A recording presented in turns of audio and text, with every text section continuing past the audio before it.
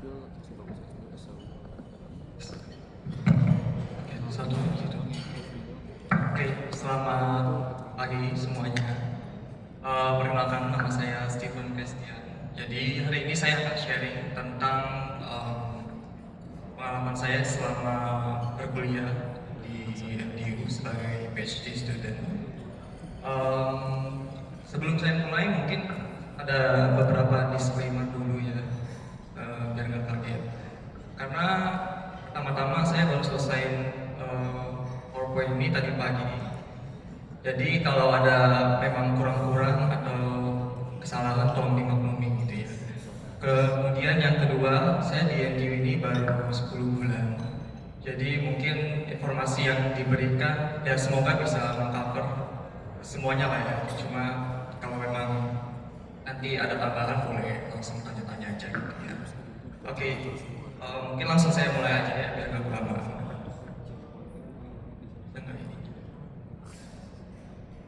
Oke, jadi ini bahasan hari ini ya. Pertama saya akan bahas dulu tentang unsaturated research di NTU. Kemudian nanti saya akan bahas faculty membernya, jadi siapa saja dosen-dosen di NTU yang mungkin teman-teman mungkin yang nanti tertarik gitu ya, bisa langsung menghubungi dosen-dosen yang ada. Kemudian nanti saya juga akan bercerita tentang program-program yang ditawarkan untuk postgraduate di NTU seperti apa saja, scholarship-nya ya yang ditawarkan apa saja, kemudian coverage-nya dan stipend-nya berapa, dan yang terakhir itu living dan expenses-nya. Lanjut. Oke, jadi pertama-tama saya mau memperkenalkan dulu ini orang terkenal ya, orang terkenal di NTU, namanya Profesor Raharjo. Nah, Profesor Raharjo ini adalah orang Indonesia ya, jadi mungkin teman-teman yang di sini bisa inspire juga ya. Dia bisa jadi profesor di NTU, sudah ngajar sangat lama gitu ya. Mulainya dari tahun 1990, bahkan sebelum namanya tuh NTU. Namanya tuh masih Nanyang Technological Institute gitu ya. Nah, Prof. Harjo ini dulu S1-nya di ITB, jadi memang betul-betul orang Indonesia gitu ya, bukan orang Indonesia yang lahir di luar, tapi memang orang Indonesia. Kemudian melanjutkan master dan PhD-nya di Kanada under Profesor Fred Lang. Jadi mungkin teman-teman yang belum tahu, Profesor Fred Lang itu salah satu pioneer lah dibilang dalam unsaturated soil mechanics. Nah, Prof. Rajo ini merupakan salah satu muridnya dan ya pada akhirnya menjadi fokus riset dia di NTU. Boleh dilanjut. Nah, mungkin teman-teman yang udah pernah belajar unsaturated soil pasti kenal banget ya sama buku ini. Ada dua ya, ada soil mechanics for unsaturated soil sama unsaturated soil mechanics in engineering practice. Ini dua-duanya dikelompok oleh Prof. Rajo bersama Profesor Fadlan tadi ya. Jadi yang pertama. Oke, mungkin untuk sebelum masuk ke dalam tadi ya scholarship dan teman-temannya, karena saya mau bahas unsaturatednya dulu. Mungkin teman-teman yang belum tahu unsaturated itu apa, saya akan kasih sedikit gambaran gitu ya. Kira-kira unsaturated itu ngomongin apa sih? Gitu kan. Nah, mungkin teman-teman yang sudah pernah ngambil soil mekanik di S1, ini yang kita pernah pelajari ya. Ini saya kasih contoh, misal ada dua soil, ya layernya sama, kemudian C dengan pipe-nya juga sama. Kalau yang satu di kiri kita punya ada air ya, di atas ada groundwater, kemudian yang satu kering. Maka kita kalau kita hitung shear strength di titik A, karena C dan phi-nya sama, kita punya rumus yang seperti itu. Lanjut. Nah, maka kita bisa bilang bahwa nanti shear strength-nya ya akan setara dengan effective stress-nya. Maka bisa kita bilang pasti di kasus ini ya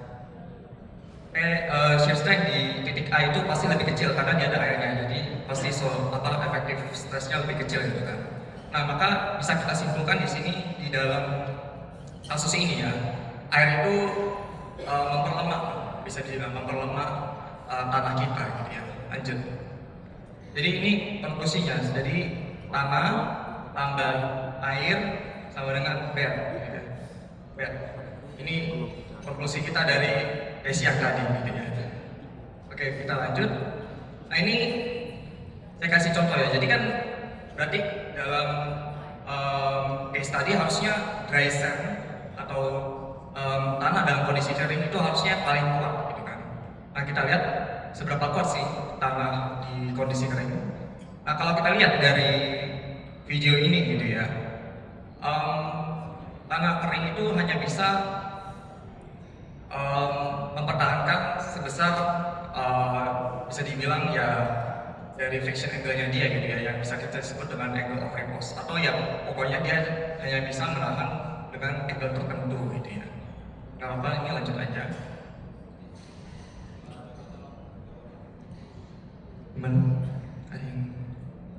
Nah, cuma kalau kita lihat ini ya, ini teman-teman tahu ya, ini adalah apa bahasa Indonesia-nya? Istana pasir sand castle ya. Kalau kita lihat sand castle ini, dia bahkan bisa berdiri di 90 derajat. Ini kan artinya tanahnya bisa lebih kuat dari yang keadaan kering tadi. Karena keadaan kering tadi dia membentuk angle, sedangkan ini bisa 90 derajat tegak gitu ya. Nah, kenapa bisa seperti ini?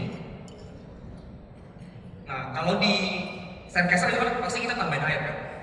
Nah, ini justru aneh. Tadi kita bilang tanah tambah air yang memperlemah, tapi di sini justru seakan-akan memperkuat tanahnya. Nah, disinilah sebetulnya konsep dari unsaturated soil bermain gitu ya. Jadi dia tidak kering, tapi tidak fully saturated. Itulah yang kita sebut dengan unsaturated. Gimana? Sorry,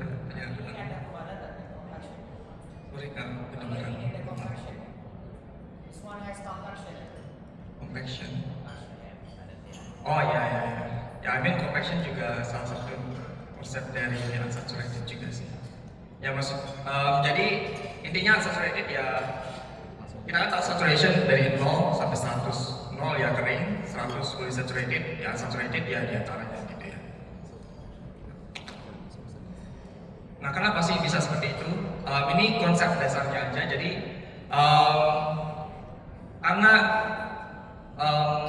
air itu ya, kalau dia kita tahu ya, air itu punya sifat capillary kalau dia ada di apa bahasanya, di pores yang kecil gitu kan.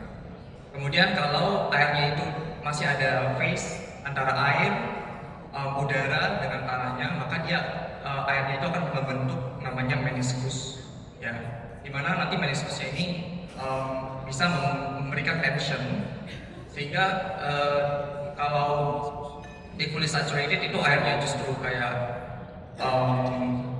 membuat partikel tanahnya itu saling terpisah. Namun dalam kondisi ini dia malah justru seperti memberikan suction gitu ya, seperti memberikan dorongan yang ke dalam gitu ya. Jadi malah memperkuat tanahnya dalam kondisi ini. Jadi ini konsep secara simpelnya aja dari unsaturated. Saya nggak akan lebih dalam karena ini cuma sekilas saja. Lanjut. Nah, kemudian ini saya akan cerita tentang ini supervisor saya di NTU, yang mana memang fokus riset dia ini salah satunya adalah unsaturated soil. Namanya Prof Yong. Prof Yong ini juga sering kolaborasi lah ya dengan Prof Raharjo tadi. Kemudian profesor-profesor di Indonesia juga sering, kalau saya lihat dari papernya gitu ya. Kemudian tapi dia juga bukan hanya unsaturated ya, tapi juga ada soil dynamics. Jadi kalau kalian belajar gempa gitu ya, ada parameter-parameter gempa seperti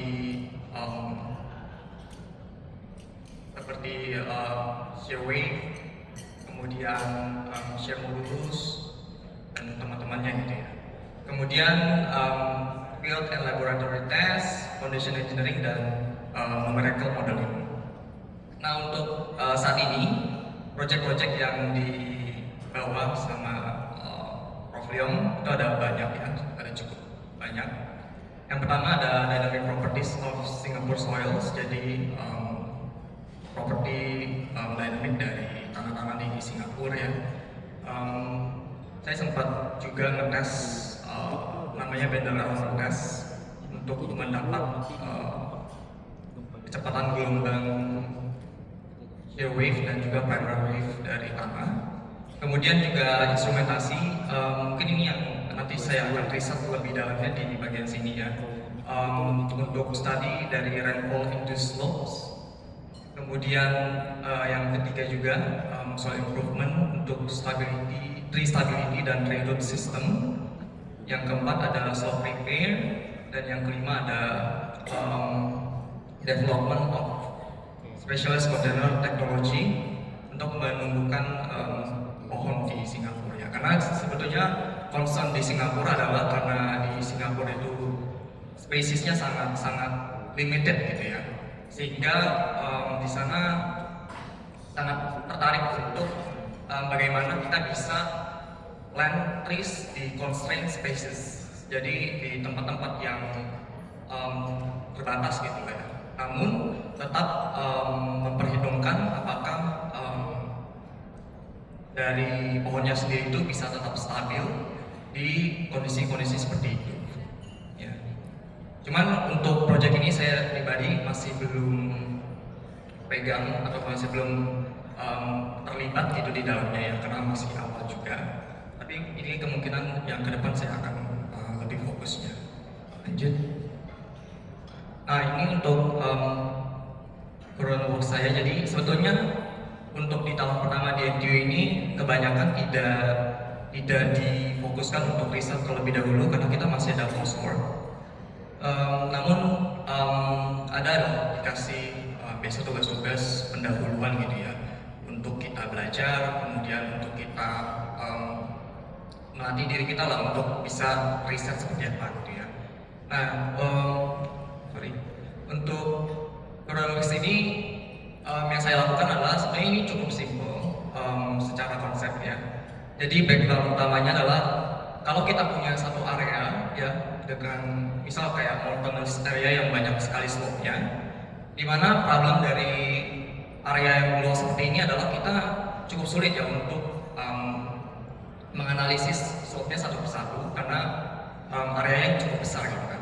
Kemudian biasa di mountainous area ini juga geometrinya itu sangat kompleks, kemudian geological conditionnya juga sangat kompleks, sehingga misal seperti slope-nya berbeda-beda angle-nya, kemudian lapisannya berbeda-beda, itu menjadi masalah karena akan sangat lama untuk kita bisa menganalisisnya satu persatu. Sehingga lanjut, sehingga yang saya coba untuk sekarang lakukan adalah, jadi kita mau coba nih, kita sebetulnya kalau di simple slopes itu sudah ada yang namanya slope stability chart. Jadi kita tinggal ini cukup mudah loh pemakaiannya. Kita tinggal menghitung yang sudah ada di sini. Ya, ada C, gamma, phi, dan ada apa nih? C, gamma, phi lah intinya. Tinggal dihitung, kemudian kita bisa tarik garis. Nanti kita langsung dapat fakta observingnya. Cuma karena ini terbatas untuk simple slopes, maka yang ingin dilakukan di sini adalah mencari cara yang bagaimana caranya kita bisa mensimplify yang tadi yang kita punya kompleks slopes tadi, sehingga kita bisa menggunakan chart-chart yang sudah ada untuk estimasi outcome. Karena chart-chart seperti ini sangat simpel digunakannya dan sangat cepat gitu ya. Kemudian kita bisa nanti otomasi juga gitu kan. Sehingga itu yang saya kerjakan, jadi ini masih awal ya, masih awal. Lanjut. Kemudian ini saya akan memperkenalkan beberapa profesor-profesor yang ada di NTU. Tapi di sini untuk yang ini saya khusus bahas yang di geotechnical engineering saja. Sebetulnya ada banyak lagi yang lain. Kalau teman-teman mungkin ada tertarik yang di bidang-bidang yang lain juga bisa dicari ya. Cuman ini untuk yang geoteknya aja. Yang pertama ada Profesor Chu Chien. Ya, Profesor Cucir ini dia interestnya lebih ke land reclamation sama coastal protection. Jadi ini yang utamanya, di mana metode-metodenya banyak. Tapi yang paling sekarang dia fokus adalah di biogeotek. Jadi seperti menggunakan bakteri, kemudian menggunakan enzim, kemudian kemarin juga sempat ada yang menggunakan panjai apa jamur ya untuk memperkuat atau untuk soil improvement khususnya untuk land reclamation dan coastal protection. Lanjut. Kemudian ini ada Associate Profesor Sun Chang. Kalau ini saya nggak terlalu kenal ya, saya cuma ngelis dari yang ada di web aja. Cuma ini dia cukup menarik, dia research interestnya itu di solid waste management. Jadi dari sampah-sampah solid gitu ya, bagaimana kita bisa memproses dengan safe, kemudian bisa kita pergunakan lagi gitu ya. Kemudian ini yang cukup menarik pas saya baca-baca, Profesor P ini research groupnya namanya Dota 2 ya. Jadi mungkin teman-teman yang sering main Dota sangat cocok gitu ya sama profesor ini. Lanjut. Kemudian ini ada Profesor Wu Wei. Kemarin saya juga ada kelasnya. Dia sebetulnya mostly lebih ke rock ya, jadi lebih ke batuan dibanding ke jadi seperti tunneling, kemudian kemarin itu ada geophysics seperti menggunakan seismik untuk mencari apa namanya minyak ya. Itu Profesor Wei. Kemudian ada Profesor Yaolin. Ini kebanyakan dia juga untuk sustainable geoteknologi. Jadi seperti tadi juga banyak waste atau seperti chemical yang berbahaya. Kemudian bagaimana cara treatmentnya sehingga dia bisa dipakai kembali gitu ya. Lanjut. Kemudian ini tadi yang barusannya Profesor Fetchal. Dia research interestnya mostly di AI ya. AI for geotechnics. Jadi machine learning, deep learning dan teman-temannya gitu ya. Cuman ada juga yang lain seperti geoenergi, karena tadi juga sempat disebut sama Pak Tony, dulu sempat riset tentang energi terang juga gitu ya. Kemudian juga ada tentang TBM tunneling dan coastal protection. Kemudian ini yang terakhir, ini kalau saya lihat dosen baru ya, namanya Prof. Xiao Chin Cheng. Nah kalau saya lihat kemarin mostly research interestnya itu di tentang clay, semua yang tentang clay, jadi clay minerals, bentonite, clay liners dan teman-temannya gitu ya. By the way, biasa dosen-dosen baru seperti ini masih semangat untuk mencari student. Jadi biasanya kalau kalian approach dosen-dosen yang masih baru, masih muda, itu opportunity-nya lebih besar karena mereka juga pasti nyari student gitu kan. Gitu. Lanjut. Jadi itu untuk profesor-profesor untuk yang bioteknya ya.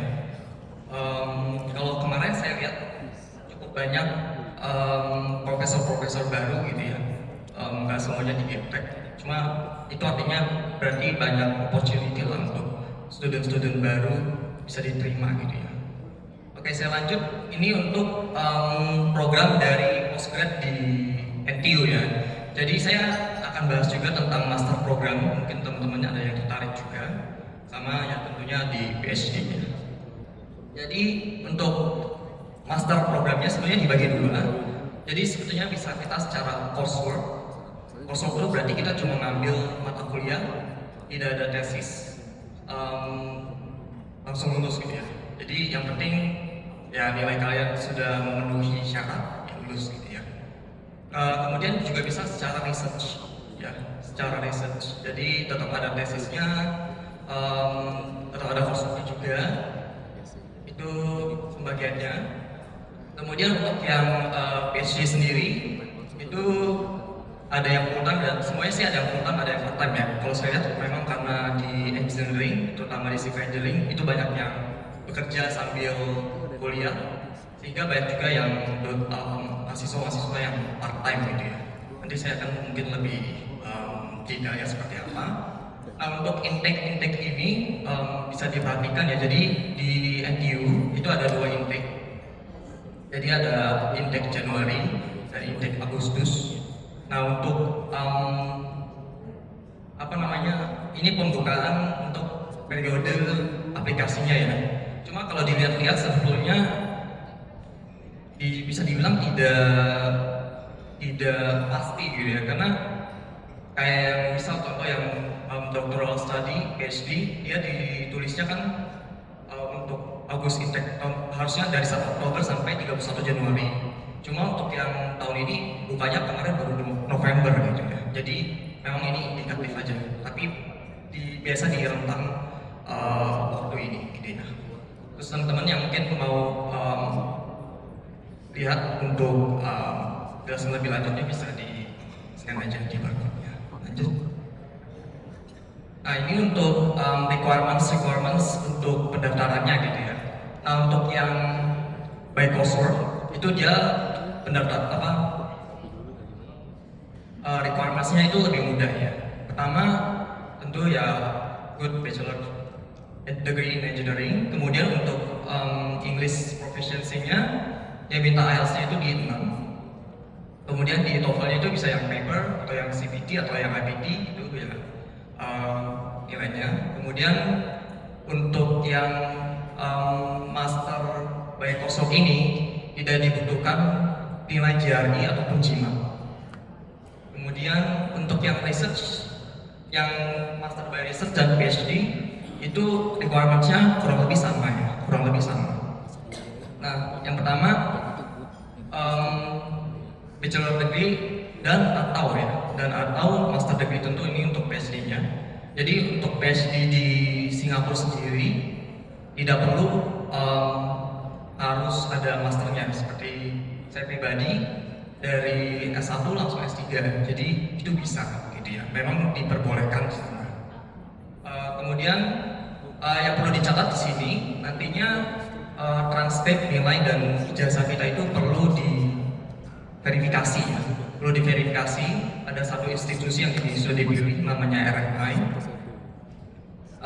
untuk ya verifikasi aja apakah ijazah kita asli dan sebagainya gitu ya. Untuk ini nanti bayar ya, bayar kalau nggak salah $80 ya, 80 SGD ya. Kalau kayak ada bachelor dan master berarti dua-duanya harus diverifikasi gitu ya, jadi 2 kali.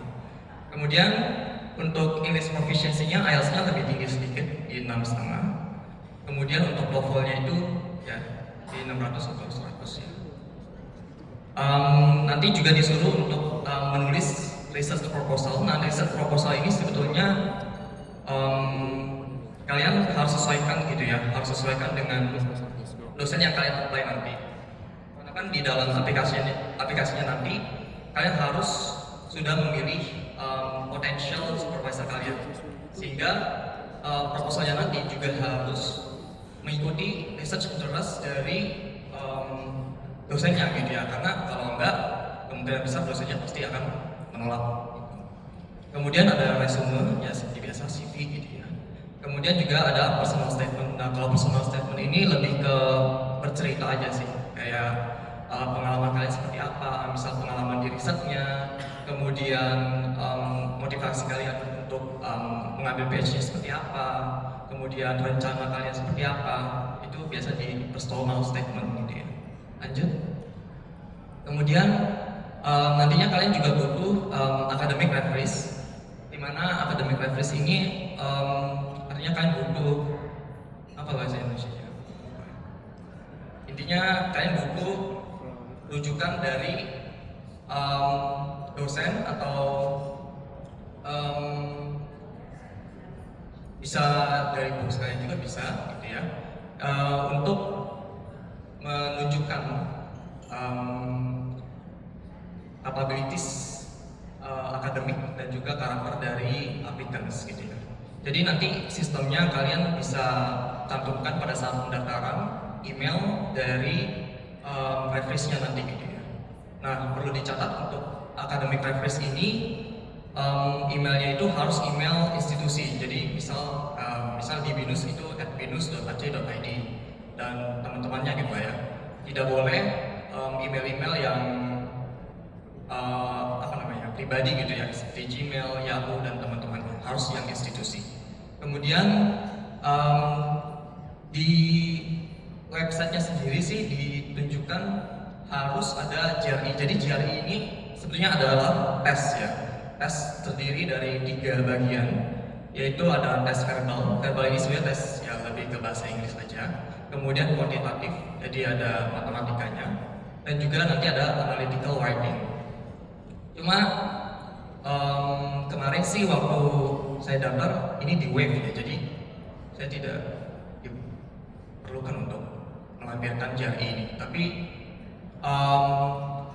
I think itu based on scholarship yang kemarin juga ya. Kalau yang kemarin saya daftar itu memang di web. Dan terakhir ini ada tambahan, ini baru ya, saya juga baru tahu. Untuk yang sekarang ini harus ditambah dengan video essay. Jadi kalian ada presentasi lah. Saya tidak tahu isinya apa, jujur aja. Karena ini baru ya, tapi kalian bisa cek aja kalau memang harusnya pas di pendaftarannya ada ditulis sih, maksudnya isinya apa gitu ya. Kemudian tentu dokumen tambahannya ya kalau kita ya buku paspor gitu ya. Tambahan beberapa catatan ya, untuk application fee itu $50. Kemudian kita harus uploadnya itu di portalnya, pokoknya tidak boleh mengirim apapun melalui email karena tidak akan diterima. Dan juga semua dokumen itu harus dalam bahasa Inggris. Jadi kalau misalkan transkrip ataupun jasa kita masih dalam bahasa Indonesia, maka kita harus provide official English translation gitu ya. Jadi ini juga diperlukan. Lanjut. Mungkin agak tambahin dikit. Kemarin Sensal ada info kalau yang GRE itu kalau sudah pernah tulis conference paper itu boleh di web. I see. Okay, that's new to me. Karena itu tidak ada ditulis di webnya ya. Jadi tapi itu informasi yang sangat bagus ya. Jadi berarti webnya kalau kalian sudah pernah nulis conference paper setidaknya. Oke, lanjut. Nah ini untuk kira-kiranya nanti untuk kalian pada saat menjalankannya ya, bagaimana perjalanannya dari awal sampai lulus. Yang pertama itu dari master yang postdoc ya. Tadi kan ada yang full time dan part time, dimana kalian harus mengambil 30 EUs. EUs itu ya SKS ya, SKS. Dimana biasa tuh satu course itu di NTU 3 EU ya, jadi 3 SKS. Hingga di sini 10 course, dimana 15 EU-nya itu harus dari kurikulum civil engineering. Nah, terus studentnya juga bisa opt to specialize di geotech atau di structure, karena ini yang paling utama di NTU itu mostly course-nya yang ditawarkan berkaitannya dengan geotech dan structure. Kemudian sebetulnya untuk yang postdoc ini di semester 2 itu kita bisa juga memilih untuk tetap menulis tesis gitu ya, untuk tetap menulis tesis, tapi tetap gelarnya tetap Master of Science in Civil Engineering gitu ya, tidak berubah jadi Master of Engineering. Kemudian untuk periodnya, untuk yang full time itu kita bisa ambil 15 EUs dalam satu semester. Jadi sebetulnya kita bisa selesaikan ini hanya dalam waktu 1 tahun. Dan mostly mereka ya seperti ini, 1 tahun gitu ya. Maksimalnya 3 tahun. Sedangkan untuk part time itu maksimalnya kita ambil 9, sehingga minimalnya itu sekitar 2 tahun. Nah, perlu dicatat untuk yang master by postdoc ini tidak ada scholarship yang ditawarkan dari NTU. Ya, jadi tidak ada scholarship-nya. Namun kemarin saya sempat ketemu beberapa student dari Indonesia yang ambil LPDP by postdoc itu bisa. Jadi untuk postdoc ini kalau kalian mau scholarship itu harus dari LPDP. LPDP. Lanjut. Nah ini untuk yang tadi ya, untuk yang Master by Research. Jadi di tahun pertama, studentnya itu harus mengambil 9 EU. Ya jadi kalau yang tadi kan sampai 30 EU ya untuk lulus. Nah untuk yang research itu hanya perlu ambil 9 EU saja. Di tahun pertama itu harus sudah selesai. Kemudian di bulan ke-10 dia harus membuat report di mana nantinya akan dipakai untuk qualifying dan confirmation examination, di mana ini seperti sidang proposal ya, seperti sidang proposal dan progres ya. Sidang dan proposal dan progres. Jadi nanti ya pokoknya bentuknya seperti sidang, jadi kita presentasi kemudian ada pengujinya seperti itu ya. Terus ada course yang ini harus diambil ya. Ini di luar dari yang 9 EU tadi. Jadi yang 9 EU tadi itu biasanya yang berkaitan dengan civil engineering ya. Kemudian karena ini by research, jadi harus submit setidaknya satu paper, dan papernya itu harus berindeks SCI ya. Jadi harus SCI. Namun ini belum yang untuk master ini tidak ada publish ya. Jadi yang penting sudah submit. Kemudian nanti juga tetap ada tesis dan ya seperti itu ya. Kemudian untuk yang tahun yang ketiga itu jadi maksimum kandidatur untuk engineering master by research ini jadi 3 tahun ya. Jadi pokoknya untuk master of engineering yang pasti harus submit satu paper sebelum lulus, sebelum submit tesis. Lanjut. Nah kemudian ini untuk yang PhD ya, ini yang saya sedang menjalankan. Jadi di tahun pertama itu kita harus sudah menyelesaikan semua course, di mana kita harus mengambil 18 SKS, artinya 6 course. Di mana course-nya itu 2 course kita harus mengambil PhD level. Jadi course-nya itu banyak gitu ya. Mostly tentu yang levelnya adalah level master. Cuma untuk PhD kita harus mengambil 2 course PhD level. Di mana ada aturan untuk GPA-nya juga itu harus lebih dari 3,5. Namun di NTU sendiri maksimal itu out of 5 ya, jadi bukan 4. Jadi 3,5 dari 5. Kemudian harus submit research topiknya itu. Kalau di civil engineering sendiri, kenapa sangat terburu-buru, yaitu di 1 bulan pertama kan sudah harus submit research topic. Ya. Kemudian ada namanya AC. AC itu thesis, lupa, belakangnya committee. Intinya ini seperti supervisor tambahan ya, yang di luar supervisor utama kalian. Di mana kita harus meeting dengan DAC member ini setidaknya 1 kali dalam setahun.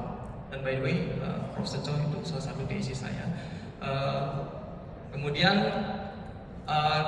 untuk DAC ini juga penting karena scholarship kalian lanjut atau enggak, salah satu penilaiannya adalah dari DAC member. Kemudian kita juga harus complete English course. Nah untuk English course ini bisa di-exam kalau IELTS kalian di atas 6,5 tadi. Kemudian tadi ya sama ada course-course yang harus diambil juga. Ini yang di luar 18 EU tadi. Dan ini ada yang baru ya, yang di paling bawah ini ada namanya AI literacy. Jadi untuk sekarang di NTU ini semua PhD student harus mengambil course tentang AI. Untuk selanjutnya di tahun kedua kita harus submit tadi yang confirmation report untuk yang tadi di exam namanya qualifying examination atau QE, di mana kita harus targetnya itu di tahun kedua akhir, dan juga kita harus complete teaching assistant course. Nah untuk semua student yang under scholarship itu ada kewajiban untuk menjadi teaching assistant. Cuma untuk di di civil engineering sendiri kebanyakan sih kalau saya lihat tidak mengajar ya. Jadi kalau di jurusan-jurusan lain biasa mereka mengajar tutorial. Cuma kalau di civil engineering sendiri saya lihat tidak mengajar kelas tutorial, biasanya lebih ke seperti pengawas ujian, kemudian ada juga yang jadi misal ada anak undergrad yang lagi mengerjakan tesis, kita bantu. Nah itu juga bisa. Kemudian di tahun ketiga kita sudah harus submit atau publish setidaknya satu jurnal paper SEI ya. Nah untuk paper ini sendiri sebetulnya adalah requirement dari school ya. Jadi beda school, beda aturannya. Nah ini untuk di civil engineering sendiri aturannya seperti itu ya. Jadi harus submit satu paper di tahun ketiga dan juga di tahun keempat itu harus sudah publish satu ditambah submit satu. Jadi ada dua gitu ya. Sebelum kalian submit thesis. Jadi kalian harus selesaikan yang aturan papers dulu baru bisa submit thesis. Kemudian ini tadi lewat ya ada yang komplit 3MT. 3MT ini 3-minute thesis. Jadi kita seperti yang mempresentasikan thesis kita di depan umum ya selama 3 menit saja. Nantinya juga akan ada seperti kompetisi gitu untuk 3-minute thesis ini. Kemudian juga ada note ya, di mana kita harus mengikuti seminar minimal 10 per tahun. Itu untuk aturannya. Nah, untuk maksimum candidature-nya sendiri kita bisa tambah 1 tahun saja. Itu sama untuk yang part-time student juga sama. Jadi dulu sih sebetulnya part-time student bisa sampai 7 tahun. Cuma sekarang sudah diganti, sekarang semua maksimal 5 tahun. Oke, bisa dilanjut. Nah, tadi itu untuk program-programnya ya. Sekarang saya akan cerita tentang scholarship-nya. Nah, untuk di sini sendiri saya handle namanya Singa Scholarship. Di mana Singa Scholarship ini berasal dari ada namanya ISTAR ya. Agency for Science, Technology and Research, di mana ini salah satu lembaga atau institusi riset di Singapura under government ya. Jadi kalau di Indo mungkin setara dengan BRIN gitu ya. Boleh dilanjut. Oke, jadi saya mungkin akan cerita ya bagaimana saya bisa tahu dari mana scholarship ini, kemudian bagaimana caranya untuk bisa mendapatkan scholarship ini. Jadi untuk scholarship ini sendiri saya tahu dari Antoni gitu ya. Kemudian saya memang dari awal sudah tertarik untuk lanjut. Memang tidak dari awalnya sih tidak rencana untuk langsung lanjut ke PhD gitu ya. Yang penting lanjut sekolah. Cuma karena Singa Scholarship ini memang khusus untuk PhD student, sehingga ya saya lihat ya kalau memang ada peluangnya kenapa tidak dicoba kan. Jadi untuk scholarship itu sendiri memang untuk PhD dan master ya yang by research, sebetulnya yang paling penting adalah mencari supervisor gitu ya, karena bisa dibilang untuk master dan PhD itu most of the time kalian akan ya berhubungannya dengan supervisor kalian gitu ya. Jadi yang paling penting itu adalah mencari supervisor. Nah, bagaimana caranya? Tentu kita bisa menghubungi tadi ya, misal kita sudah ada cari supervisornya siapa, misal kita ada research-nya sama dengan yang kita inginkan, kemudian kita bisa buatlah proposal sederhana dan juga CV gitu ya. Kemudian kita bisa hubungi dosennya langsung gitu ya, bisa di email. Kayak ada riset proposal seperti apa, apakah memang proposalnya juga sedang mencari student. Dan biasanya nanti ya proposalnya akan jawab ya, misal ya memang lagi mencari student dan kalian boleh mendaftar gitu ya. Karena apa? Karena kalau kalian mendaftar langsung gitu ya tanpa mencari supervisor,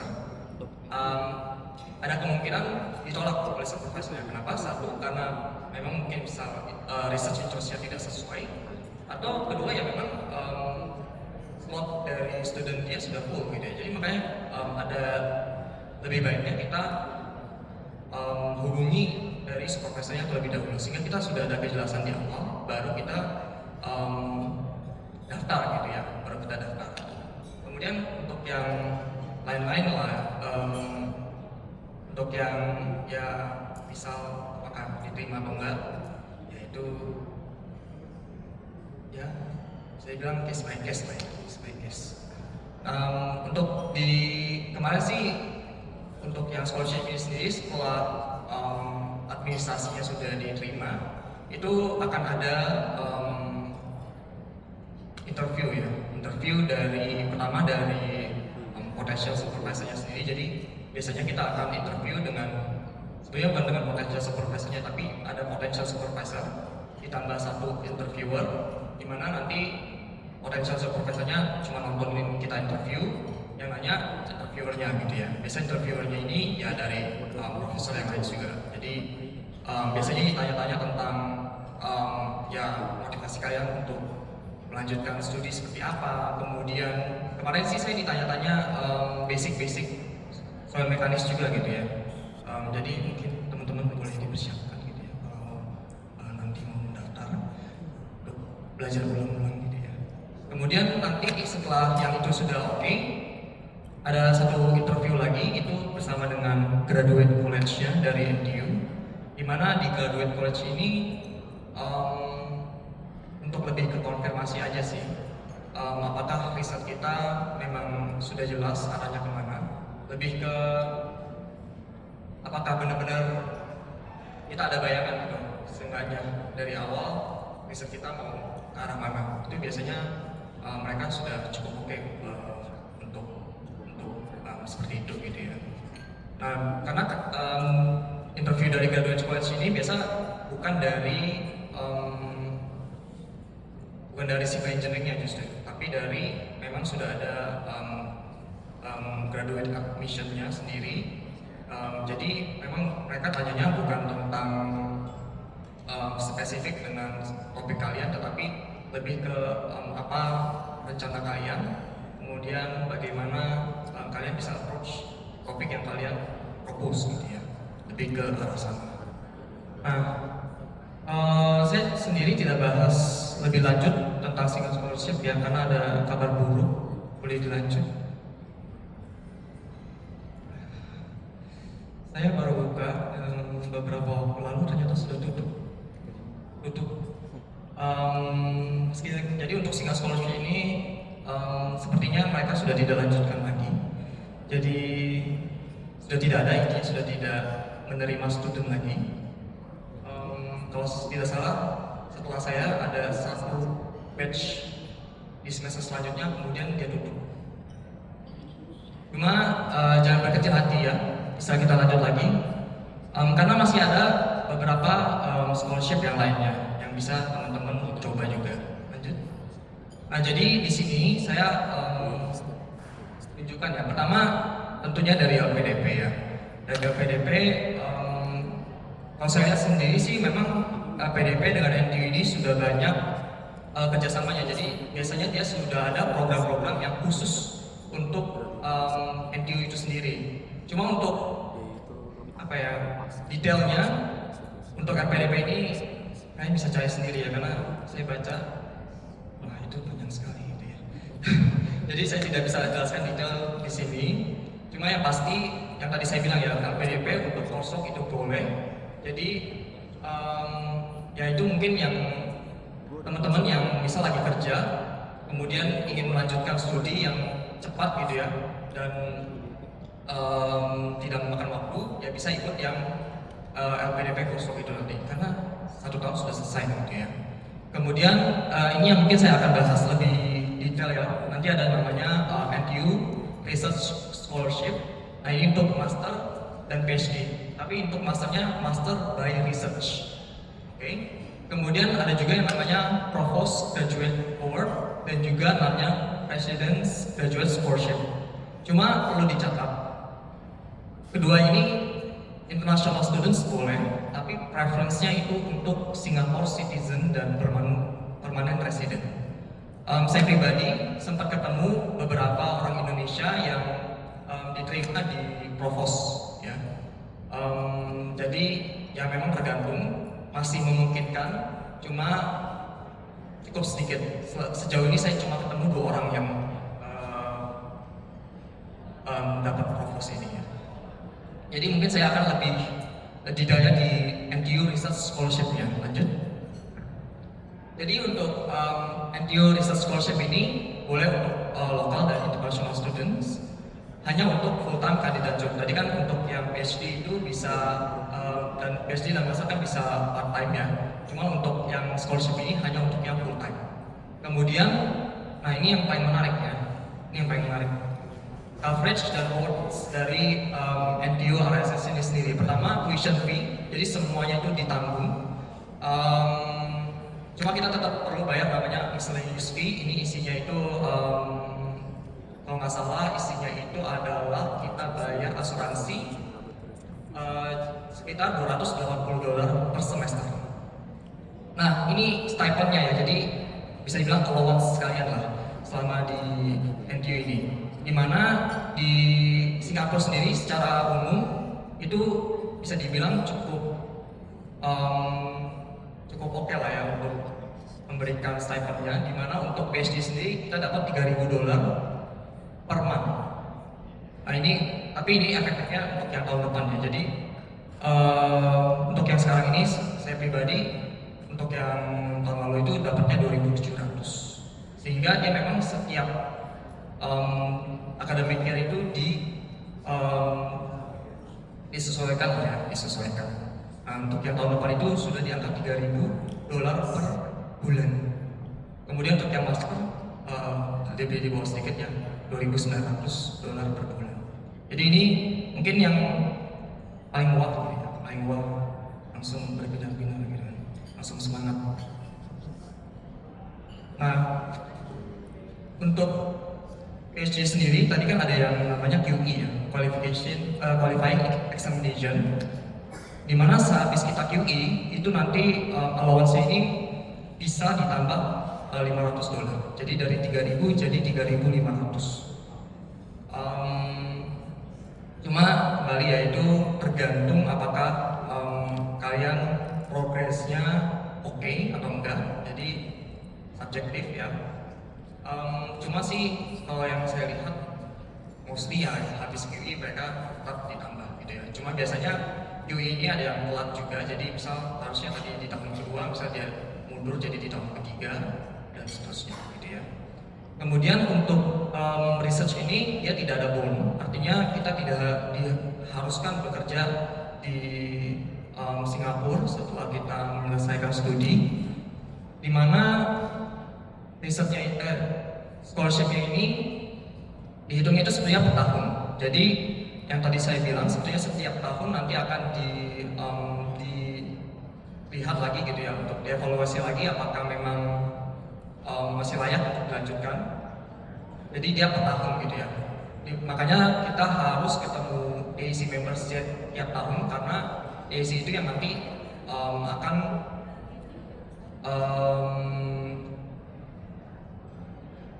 merekomendasikan apakah kita layak untuk lanjut atau tidak gitu, ya. Dimana untuk yang master sendiri itu maksimal kita bisa dapat sampai 2 tahun. Kemudian untuk yang PhD sampai 4 tahun. Yang ini kemudian yang terakhir yang saya bilang, untuk yang dapat scholarship itu wajib melakukan teaching atau laboratory supervision untuk memenuhi namanya Graduate Assistantship Program atau JAP Hours. JAP Hours-nya kalau nggak salah sekitar 148 jam, ya, kalau tidak salah, ya. Oke, itu tadi untuk scholarship-nya, ya. Jadi selanjutnya saya akan bahas tentang living, ya. Jadi kehidupan di NTU dan teman-temannya. Nah, jadi NTU sendiri itu di mana sih? Kalau kita lihat ya, ini Singapura, kalau kalian tahu itu di ujung timur sana itu Changi ya, Bandara Changi. Kemudian NTU ada di ujung barat. Jadi memang sangat jauh ya. Walaupun ya Singapura tidak terlalu besar tapi tetap jauh ya. Kalau orang-orang NTU sendiri, kita sering bercandanya NTU itu pedalamannya Singapura gitu ya. Karena kalau misal kalau kalian sudah pernah ke Singapura, ke Orchard dan teman-temannya, itu kan memang sangat downtown, banyak gedung-gedung dan tidak dengan di NTU ya, karena di sekitarnya itu hutan gitu ya. Oke, lanjut.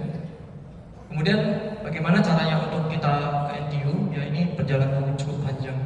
Jadi kalau misal kalian nyampe di Changi, lanjut satu, lanjut lagi, kemudian kalian harus ke Tanah Merah dulu. Kemudian kalian ini yang East West Line yang hijau ini, kalian harus jalan sampai ke stasiun 27, namanya Boon Lay, stasiun Boon Lay. Saya awal-awal bilangnya Boon Lay, orangnya nggak ngerti. Ini stasiun Boon Lay, kemudian kalian harus lanjut naik bus. Ada dua ya yang bisa dipakai, 179, 199 untuk NTU. Cuma untuk kedepannya nanti akan kalau kalian lihat yang biru muda ini adalah future MRT stations ya. Jadi sekarang lagi dibangun, belum selesai, kemungkinan selesai katanya 2029. Jadi nanti kita bisa langsung dari MRT ke NTU itu bisa langsung. Jadi nggak harus turun dan naik bus lagi gitu ya. Cuma ini masih lama. Lanjut. Nah kemudian ini untuk peta NTU sendiri ya. Jadi NTU sangat besar ya. Berdiri di atas lahan 200 hektar. Kemudian kini kita bisa lihat ada color code-nya gitu ya. Jadi yang merah itu adalah college-nya. Jadi fakultas-fakultasnya kayak gedung-gedung fakultas. Kemudian yang orange, kalian lihat orange itu yang banyak itu adalah housing untuk undergrad ya. Jadi sebetulnya kalau kita lihat setengah-setengah ya, setengah-setengah. Jadi college-nya setengah, housing-nya setengah. Nah untuk yang graduate sendiri, gedungnya itu yang hijau, yang paling atas itu. Di utara itu, kanan atas, yang hijau ya. Jadi ada dua gedung. Kemudian yang kuning itu staff housing. Jadi untuk yang sekarang saya tinggal yang di hijau itu ya, hijau yang sebelah kiri, housing untuk graduate-nya. Ya lanjut. Nah jadi karena di NTU sendiri cukup luas ya, sehingga untuk bolak-balik atau ya untuk ke kampus gitu ya, biasanya ada bus yang selalu keliling ya. Kalau bus di dalam NTU sendiri itu yang warna biru, merah, hijau, terus yang coklat itu untuk weekend doang.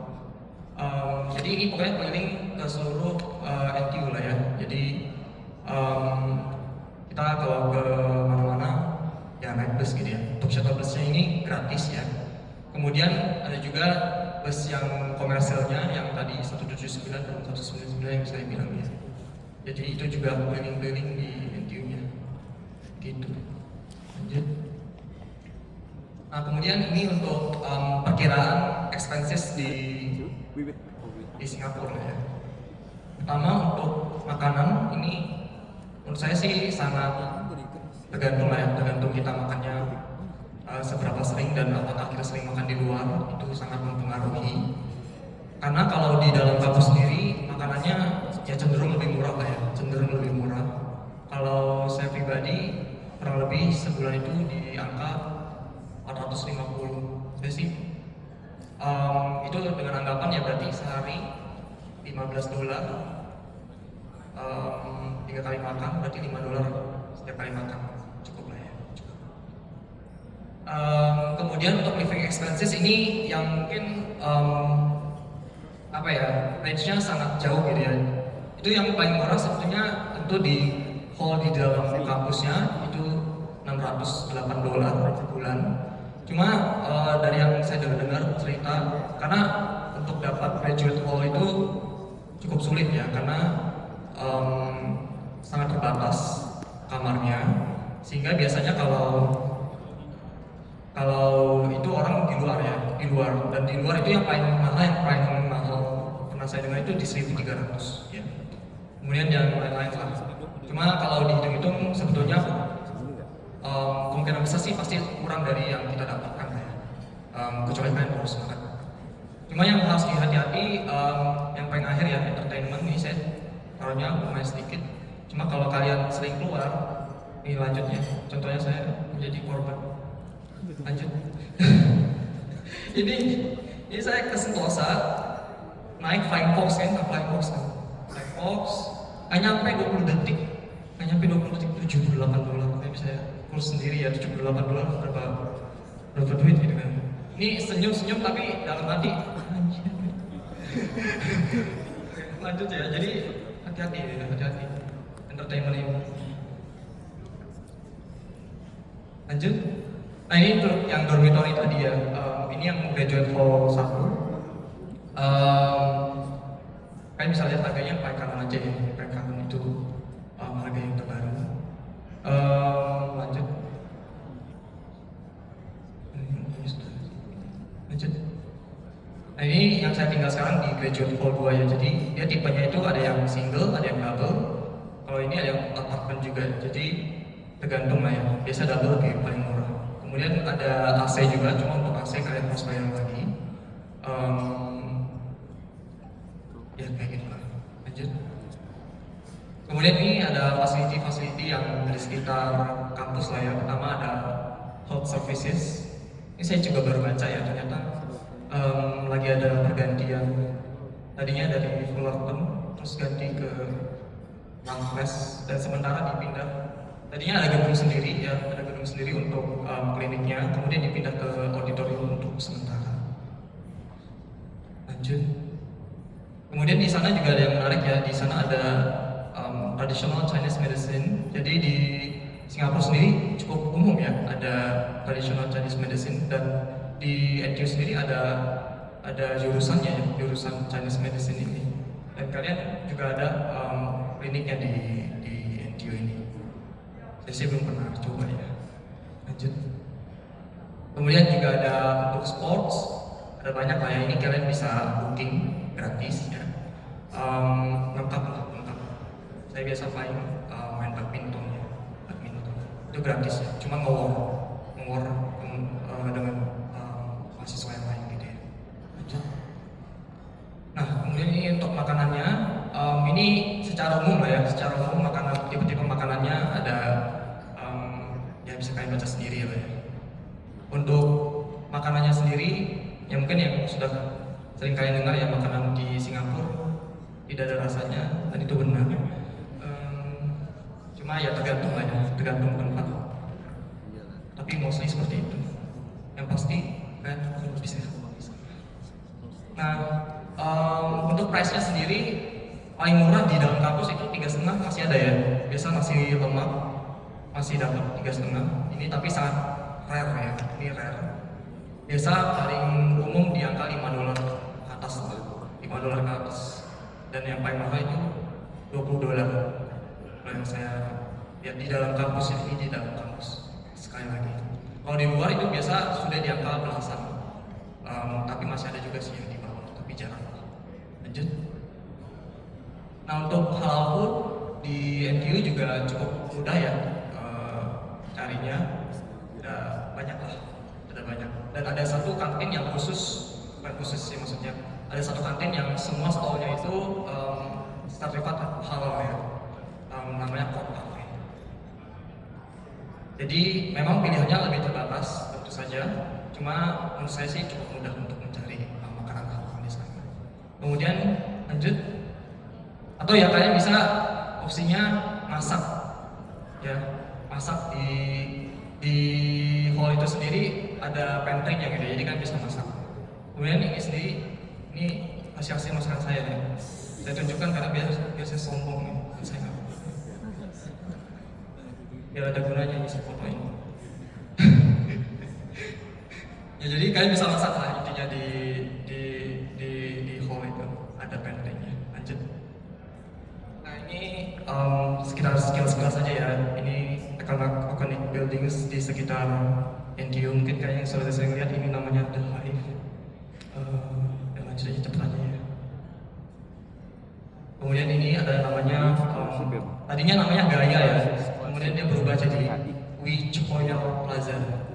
Di mana ini struktur kayu terbesar di Asia ya. Jadi ini semua kolomnya, baloknya apa semua pakai kayu ya. Dan kontraktornya sempat datang ke NTU untuk berikan seminar dan sangat menarik gitu ya. Sangat menarik.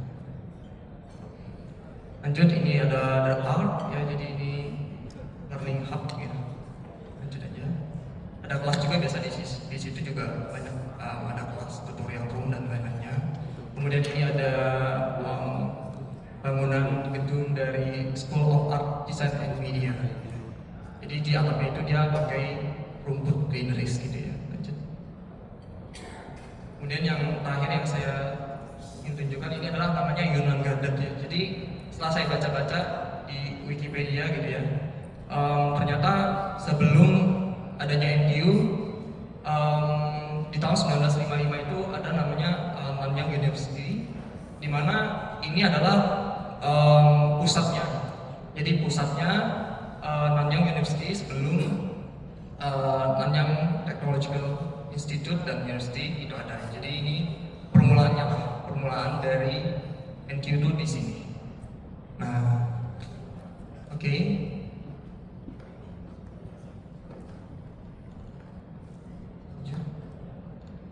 Selesai.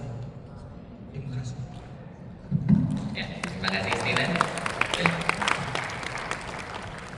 Jadi bisa dilihat keren banget ya NTU itu 200 hektar bayangin. Selain UI, apakah ada universitas yang sebesar NTU di Indonesia? Banyak.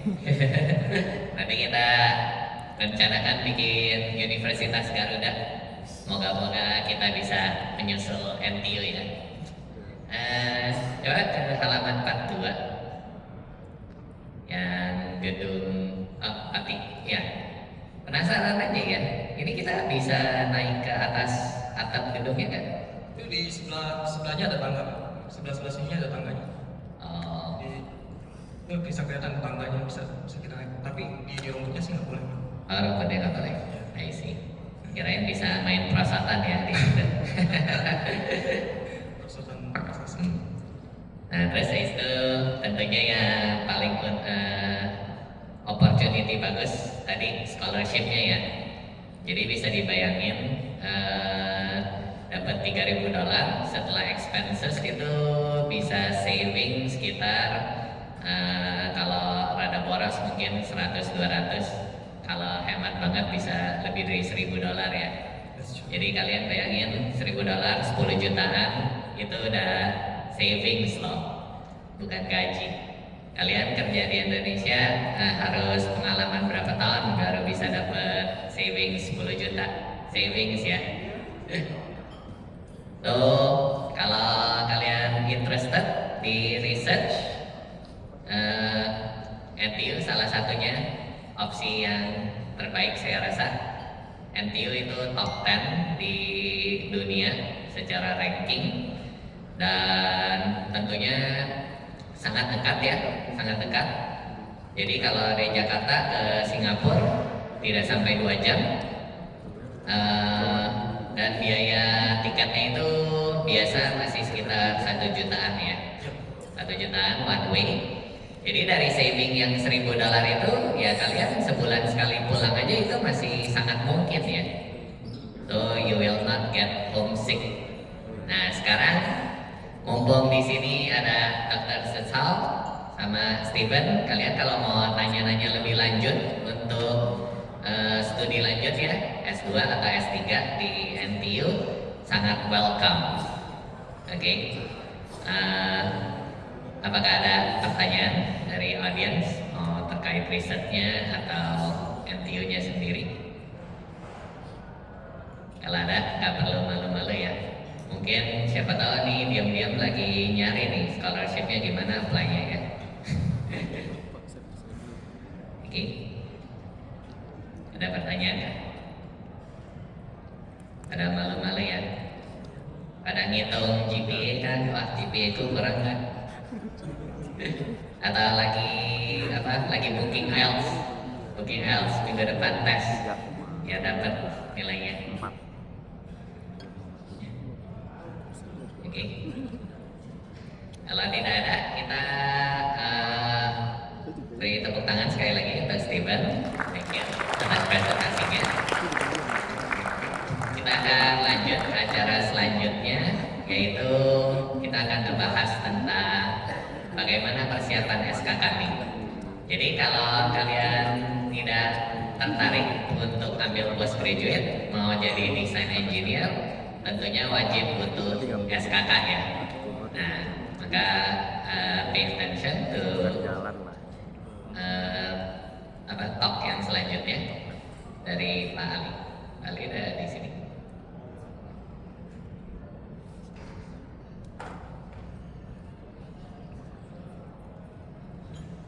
Sesi selanjutnya kami akan mengundang Pak Ali Iskandar. Apakah ada di ruangan?